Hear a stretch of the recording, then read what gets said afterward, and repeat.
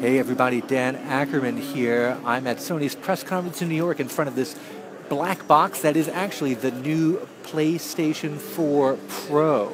The lighting is a little dim in here, but you can see it's showing one of Naughty Dog's new games. It's the, I forget the exact name of it, but the one that's very much like The Last of Us, with a lot of zombies or infected people chasing around all over the place. What they're showing off here is the high dynamic range lighting. You can see it's going, that's regular lighting. And there goes the high dynamic range version. And here is, again, the actual console. It's a little dark, tough to see, but it's basically got 3 ridges instead of 2 ridges.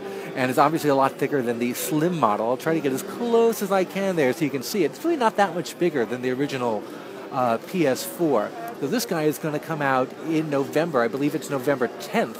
And it's going to cost $399 in the US. Meanwhile, the new slimmer PlayStation 4 model is going to be $299, and that is going to be out September 15th.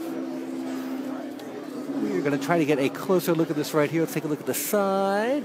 On the top, familiar PlayStation logo. Otherwise, a very unassuming box that blends into the background. And that is your first look at the PlayStation 4 Pro hardware. Thanks for tuning in.